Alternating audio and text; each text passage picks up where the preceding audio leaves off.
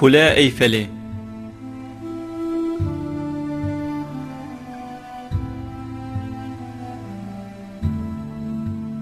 Nîşana Parîsê.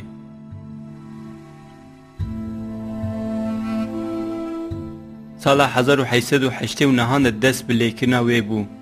Lêkirina wê 26 mehan kişand.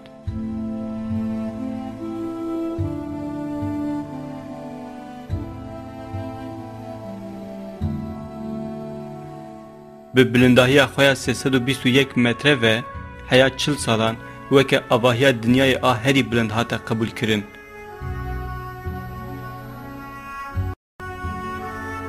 Sivik xwanê dike, lê giraniya wê ne 1000 ton e.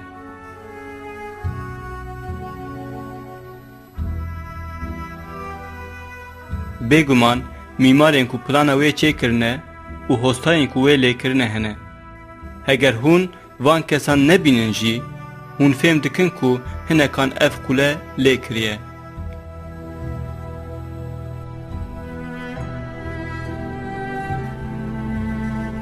Ku yek rabe ji were bêje, zemanekî madeneke hesin li vir hebû, rojekê teqîneke mezin çêbû û bi vê teqînê re ev kule çêbû. Hûn ê zanibin ku ev çiqas gotineke beredayî ye.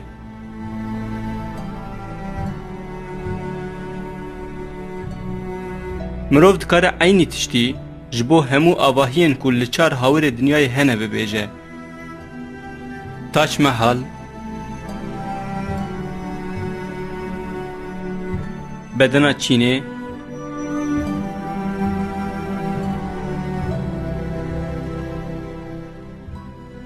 Tiyatroya Kolosyum a Antik a Romayê,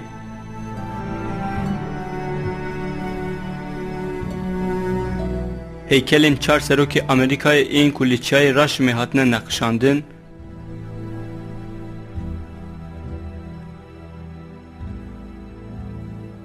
yan jî ehramên Misrê.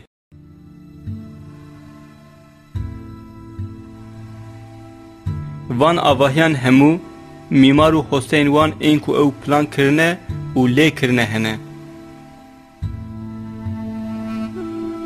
Ew parçe kevirên li Ingilistanên li devera Stonehengeyê jî delîlin ku zemanekî şaristaniyekî kevn li wê derê hebûye.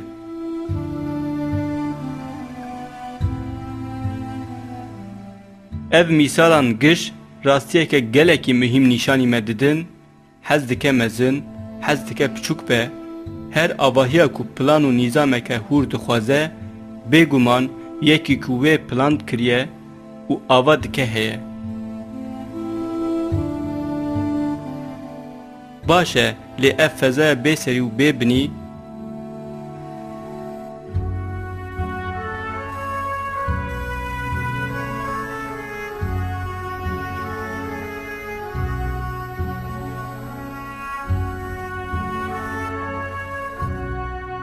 ev nîzama tabiatê yê harikulade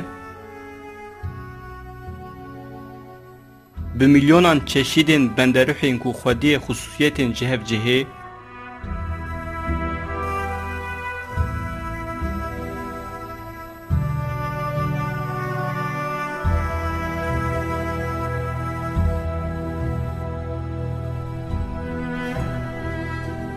ku mirov bêje van ji ber xwe çêbûye, weke ku mirov bibêje Kuleya Eyfelê bi teqînekê çêbûye, heta jê jî beredayîtir.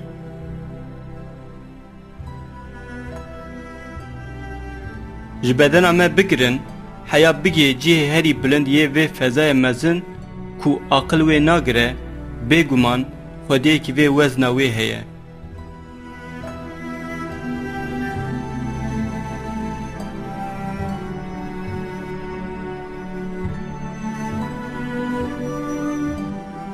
Ew xwedê ye, yê ku her tişt hûr saz kiriye û xulqandiye.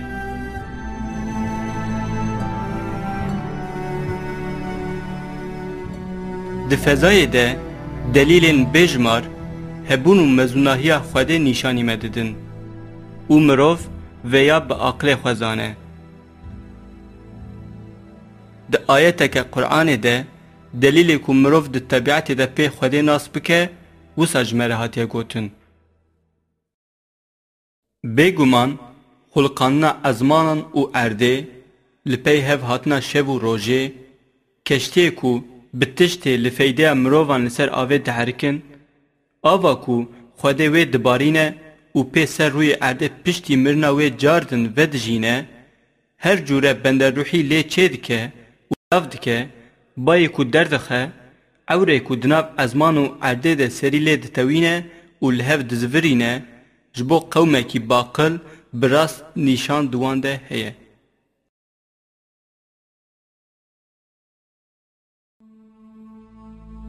تشتی کو ونه دوی فیلمی ده تماشا بکن جی تنه چند دلیل خوده ین کو لطبیعتنن.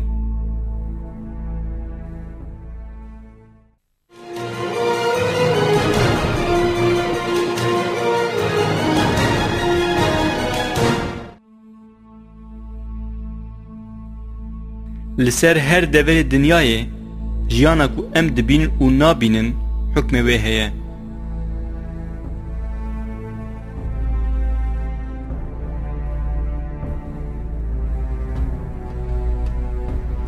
جو ارگانیزمای یک حجه بگرن حیا بگیهایان جو کیزیکان حیا ببندروحین بح جو داران حیا بچیچکان زیده تری 2 میلیونان بندروح لچارکنار دنیای جیه کرتنه. دناوا دستک آخته جی چشید بندروحین کو فرقوان جهف گلکه حیاتا خود دومینن. دبهنا هون ددن و دستینن ده گلک بندروح هنه. حتی دبه کو لسر بحره هنک بندروحین کو امناوی وان نزانن جی لجیانه بن. دریوی همو بندروحان ده بمیلیونان باکتری یان جی بندروحین یک حجره ین کو کاری فرکاندن دکن دجین. لدنیای نفوس حیوانان قط به قط دسر نفوس مروان ریه.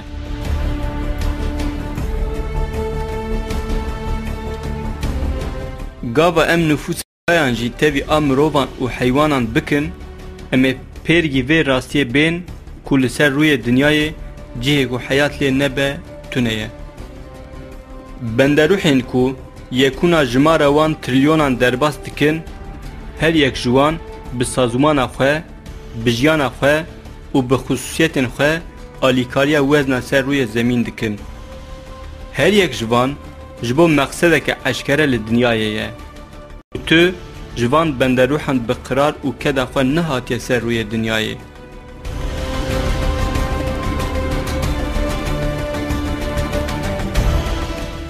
گشتک خودی بدنک کو بتوایی هاتیه تصویر کرنن.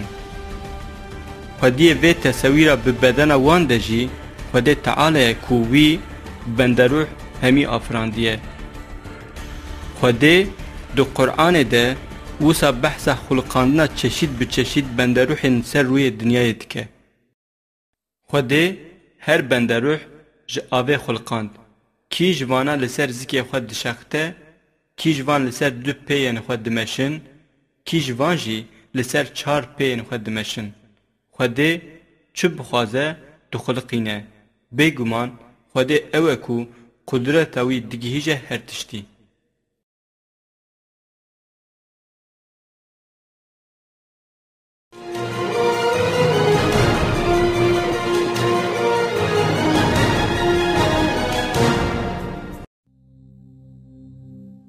دلیل که کومروف به هنر خلقاننا خود ناست که یک جیجی بدن ویه هم به منظره هندر خواه هم به آدر به خواه جبو ایمان دلیل ان بجمال برچابان را دخه. گاوا ام تنه لمنظره در و بدن مرو بنیرنجی در حال مکمل بونا هنر تدیتن. روبریا بدن هر مروی هبونا 2 میلیون و دلنگانه و قیاس بدنی لگور ملان لنگان یانجی سریه. قیاسان هر یک خوده tam li gora hev saz kiriye.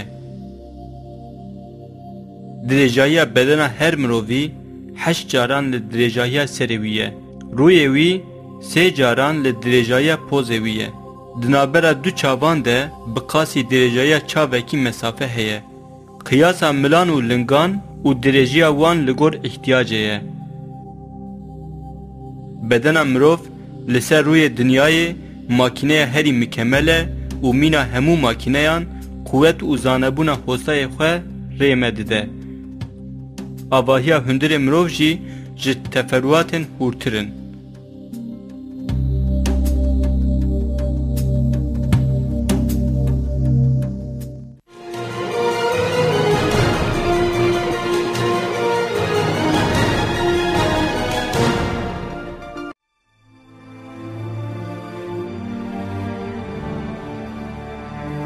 Di mejiyê mirov de kêm zêde nêzî 10 milyar hücreyê sinîr hene.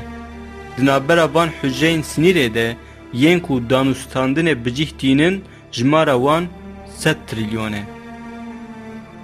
Bêguman 100 trilyon jmareke ku di ser girtina fêmkirina me re ye.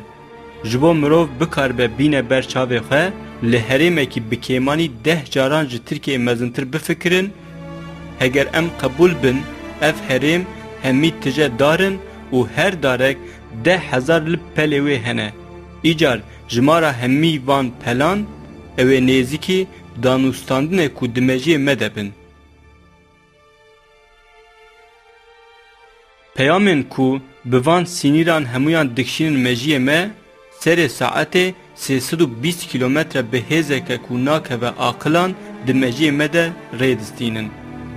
Sinîrên ku ji hücreyên mejî diherin bedenê jî tûyêbêje qey wezîfa otobanekê dikin ji bo agahiyên di navbera mejî bedenê de diherin tên.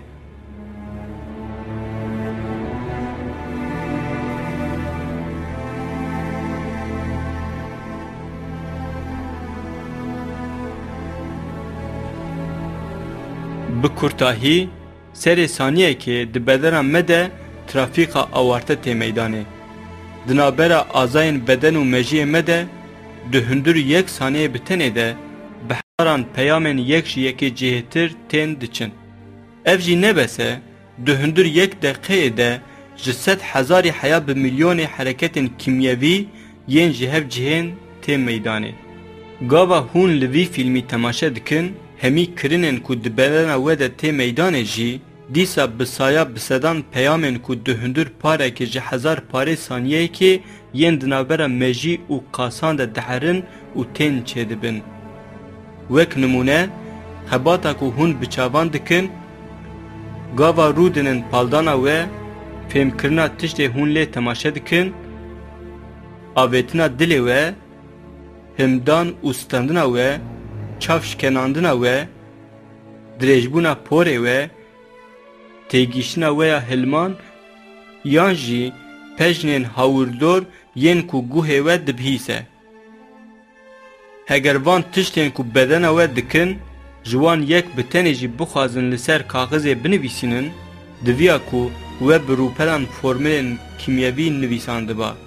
û heger ji van formülan yek bi tenê tevlihevî têde çê biba û wê bedena we ji saz de biketaya. Gava we porê xwe şeh bikira, dibe ku we destê xwe têxisa çavê xwe yan jî gava we bixwesta hûn bimeşin, dibe ku we nikaribaya gava xwe biavêtaya û hûnê tûşî ehdî bibana. Lê belê Xwedê mirov ew qasî mükemmel xuluqan diye bedena me di dinyayê de karê herî tevlihev jî bê kêmasî bicih tîne. Li hember vê tiştê li para mirov dikeve bêguman ji Xwedayê ku wî xuluqan diye şukrê bike.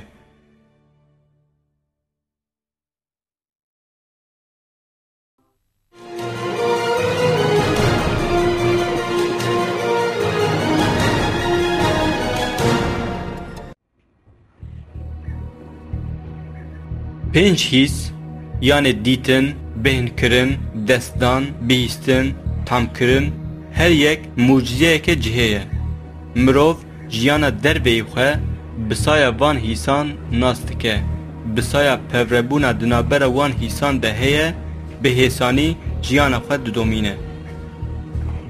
Gava li van hîsan tê venêrîn, teferruatên ku lê tê rasthatin, hunerê xulqanina Xwedê careketin rê mirov dide.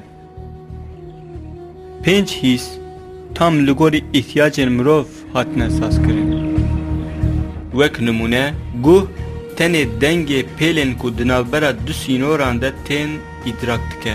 Ev sînorê îdrakkirinê ku jê re, sînorê bihîstinê tê gotin, dereceya wî tam li gor tê xwestine. Eger guhê me gelekî nazik bûya, jî avêtina dilê me heta bi xişxişa kêzikên hûrdebînî em bi gelek dengan re her gav rûberî bihatana. Ev jî ew ê me pir aciz bikiraya. Eynî eyara nazik ji bo bihîstina destanê jî derbas dibe. Dibin çerbê mirov de sinîrên nazik ên ku destayînê dibihîsin hene.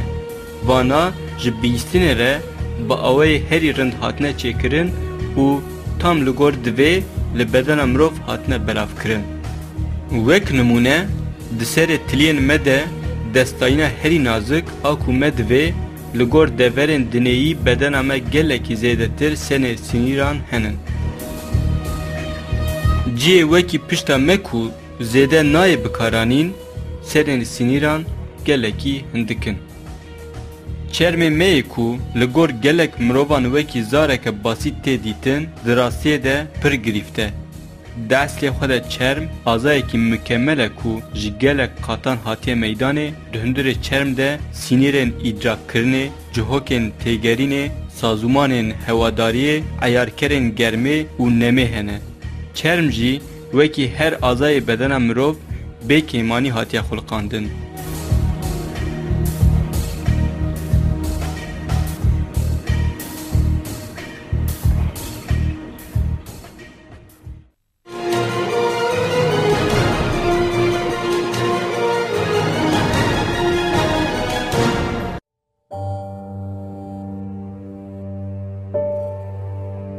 İskelet bi 26 hestiyên xwe yê bihev ve girêdayî, bi rastî jî şahesereke mühendîsî ye. Bedena mirov bi saya van hestiyê li hev hatine zêdekirin, xwedî qabiliyeta hereketeke di ser adetê re ye. Destê çêkiriyên robot çendî pêşteçûyî bin jî nikarin wekî destê mirovan bikin.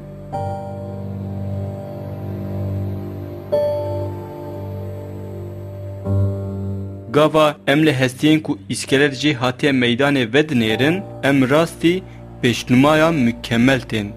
Ji bo ku em çêtir vê pêşnûmayê bidin fêmkirin, em ê ji teknolojiya me ya îro mînakekê bidin. Ji bo lêkirina avahiyên mezin û bilind, sazûmana qefesê tê bikaranîn. Di vê şiklê lêkirinê de, azayên ku karê hilgirtinê dikin, ji rewtikên ku mîna qefesê derbasî hev bûne tên meydanê. Bi saya hesabên tevlîhev ên ku kompîtör encah kare çê bike, avahî hê xurtir tên lêkirin. Avahiya hundirê hestiyan ji vê sazûmana qefesî a avahiyan gelekî pirtir tevlîhev e. Hestî bi vê sayê hem heya dawiyê saxlem û hem jî heya dawî bi qasî ku bi rehetî bên bikaranîn sivikin. Li ciyê ku hestî digehên hev, delîlên xulqanînê têne dîtin. Rûyê movikan ên xişandinê bi tebeqeyeke kerînekê yê zirav û qulqulî ve hatiye pêçandin, dibinê van tebeqeyan de roniyeke şematok heye. Hestî gava zorê bide ciyê movê, ev roniya di qulukan re dide der û dike ku rûyê movkê wekî rûn bişemite. Mirov bi saya vê pêşnûmaya mükemmel, gelek hereketên ji hev cihê bi hêzeke mezin û rihet tîne cî. Vana hemî rê me didin ku bedena mirov berê pêşnûmayeke gelekî mezin e. Xwedê di ayetekê de bang mirovê ku mexlûqatê wî ye dike û jê dixwaze ku wisan bifikire. Li hestiyan jî careke binêre, çawa em wan tînin bahev, dûr e, em goşt li wan dikin.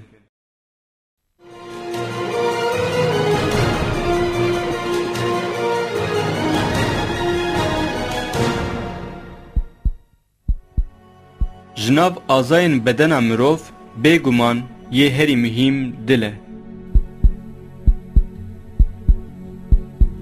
Dil di ciyê bedena mirov yê herî bi ewlede hatiye bicihkirin.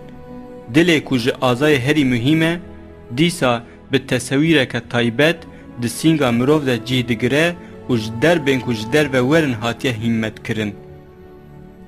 Dilê ku hê dizikê dê de dest bi avêtinê dike.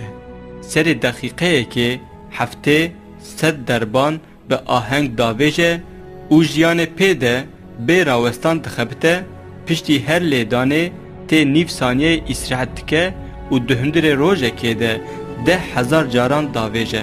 Heger em dirêjiyaya umrê mirov bînin ber çavê xwe û li ser vê jimarê bifikirin, jimareke ku em ê di hesabkirina wê de zoriyê bikişînin, ew ê were pêşme nêzîkî 255 milyon.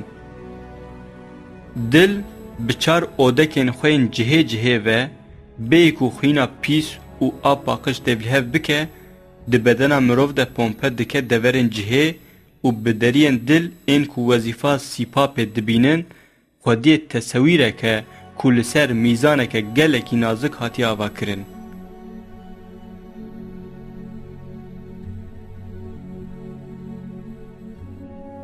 Wekî ku di van taybetiyan hemûyan de tê dîtin, pêşnûmaya wî bê kêmasî yanî xulqanina wî nîşanî me dide û xaliqê xwe nas dike.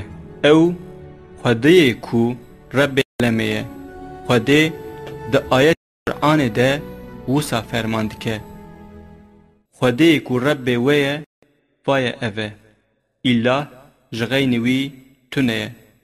Xalqê her tiştî ye. Naxwe îbadetê jê re bikin. Ew wekîlê her tiştî ye.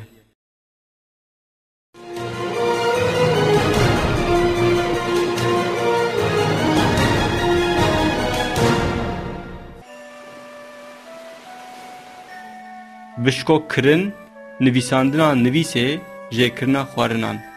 Ev karê li rûhê san, lê di rastiyê de zor, destê me ye ku bi jêhatîbûneke mezin wan bicih wekî harîqeyeke mühendîstiyê ye. Xusûsiyeta dest a herî mühîm ev e ku dikare li gelek cihên ku karê nemîna hev lê dibin, bi berdarî bixebite. Zendên me yên ku gelek qas û sînîrê wan hene, li gor weziyetê ji bo ku destê me bi quwet yan jî bi nermî tiştekî bigire, jê re dibe alîkar. Çawa ku tê dîtin, di bedena mirov de gelek weznên nazik hene. Sazûmanên ku bi timî bi hev re girêdayîne, bi saya sazûmanên din ên wicûdê mirov, hebatê ku jiyan bi wan ve li ser linga ye, bêyî kêmasî bicîhtînin. Gava van tiştan dike jî, bêyî ku muhtacê karekî taybet bibe, wan bi hêsanî tîne cî. Ji destpêkirin û xelaskirina firkanina mîde, ji avêtina dil, ji kişanina xwînê ya ku kîjan maddeyên ji wicûd re lazim e, digihîne ciyê wan, ji dîtinê heya bi bîstinê, hayê mirov ji vana gelekan çê nabe jî. Di bedena mirov de nîzameke mükemmel hatiye avakirin û bi awayekî mükemmel dişuxul e. Ev xulqanina Xwedê ye ku ji ezmanan heya bi erdê ê ku her tiştî digerîne û dixwe nîzamê ye. Xwedê wisa ji mirov dixwaze ku li ser xulqanina xwe bifikire. Ey însan, çi tiştî te ji Rebbê tê comert xapandiye? Ew ê ku te xulqand û te çê kir û te ediland. Bi kîjan sûretê ku hez kiriye, te li hevaniye.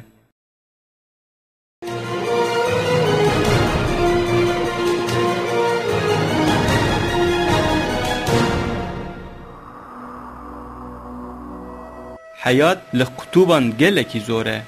Bedena benderûhên ku li vir dijîn, Xwediyê sazûmaneke xusûsî ye. Yek ji van jî hirçên qutuban e. Hirçê qutuban bi pencereyê xwe yê bipirç û bi tapanê pêyê xwe yê neşayik dikare bilez li ser qeşayê baz bide. Çavê hirçê qutuban jî mucizeyekê xulqandinê ye li gora cihê lê dijî hatiye çêkirin. Parzûnekî xusûsî yê devê çavan. Ev parzûnê mîna zarekê wezîfeya çeşîdekî cama çavan a rojê dibîne û pê hirçan ji koriya berfê diparêze. Li vê meydana sar problema herî mezin germbûna benderûha ye. Lêbelê ev problem bi şiklekî gelekî nazik hatiye çareserkirin. Dibin çermê hirçan de tebeqeyek bezêk û stûriya wî 10 santimetreyê heye. Ev tebeqe germiyê bernade. Lêbelê hunerê mezin di mûyên ku kurk tînin meydanên de veşartiye. Kurkê hirçê qutuban ji mûyên dirêj ên ku mûyên kin li wan hatine badan çêbûye. Ev mûyê spî ên dirêj di eslê xwe de şeffafin. Ji ber ku ronî ji wan vedigerin hirçê qutuban spî tên xwanê. Ev mûyên dirêj ên wek lîfan wezîfeya wan ev e ku mîna lûleyên tenik ên optîk germê bînin hundir û nedin derve. Germa hawirdor berhev dikin û dimêjin û bêyî windakirin li çermê hirçê yê rengreş belav dikin. Bi saya vê saziya mükemmel hirçê qutuban ji sermayê wer xweşik tê parastin ku kamerayê wedîsor yên ku li gor germê rengan ji hev cihê dikin, rengê hirçan û qeşa hawirdora wan yek reng nîşanî me didin. Tiştê netê hilma ku hirç berdide derve. Axir Xwedê hirç li gor şerta hawira ku lê dijiyê xulqandiye. Pêşnûmaya harîqe a ku di bedena benderûh de delîlê xulqandineke mezin e.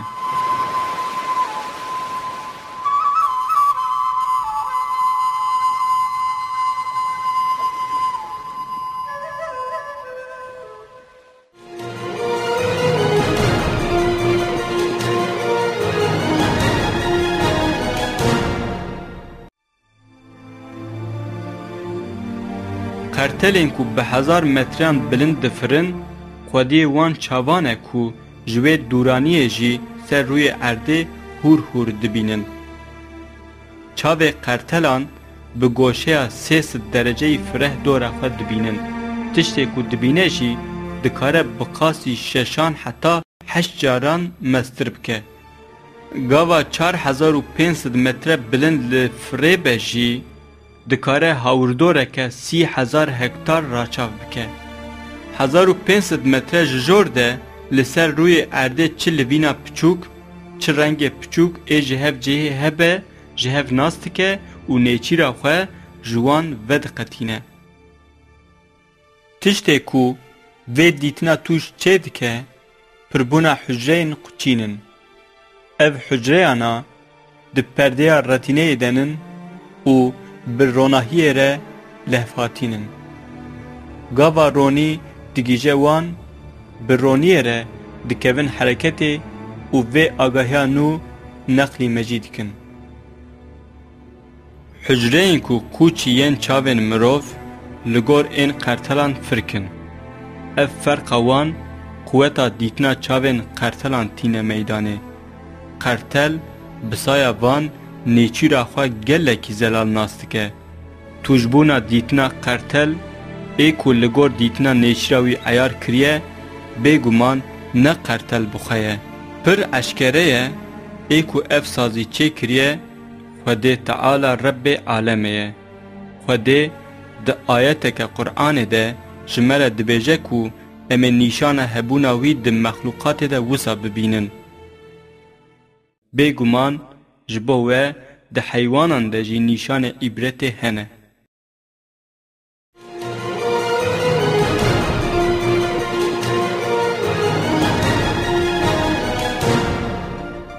Seresarayê vî fîlmî ji nav delîlên Xwedê yên bêjmar me li parçeyekî hindik tenê venêrî û me dît ku Xwedê di hemû parçeyên hawirdora me û di bedena me de هایج دلیلین قطعیین هبونا خود چه دکه فکر کرن و به بیرانینا و راستیا مزن لسر هر مروفه که خوده او خلقانده وظیفه که خوده ده آیته که خوده وساد بیجه خوده هفت ازمان و جعده جی این مینوان خلقاند دنابرا وان ده بردوام امر داد که و جبو هون زانبن و هین ببن کو قوتا خوده دگه هر تشتی و براستی جی خوده به علم خو دورا هر تشتی پیچایه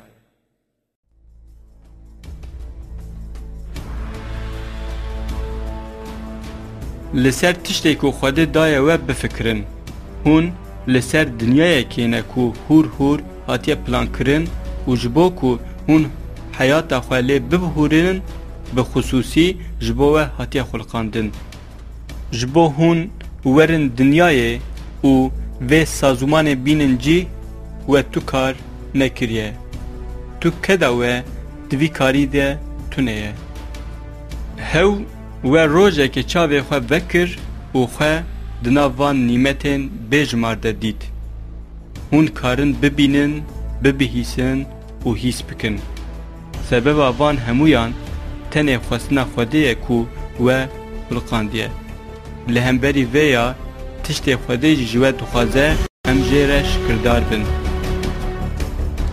ده آیته که قرآن ده وسا فرماند که خوده وجزی که دیا و درانی و تتشت نزانی بو و ببهیستن و بدیتن و بدل کر هیویا شکرداری جوه تکر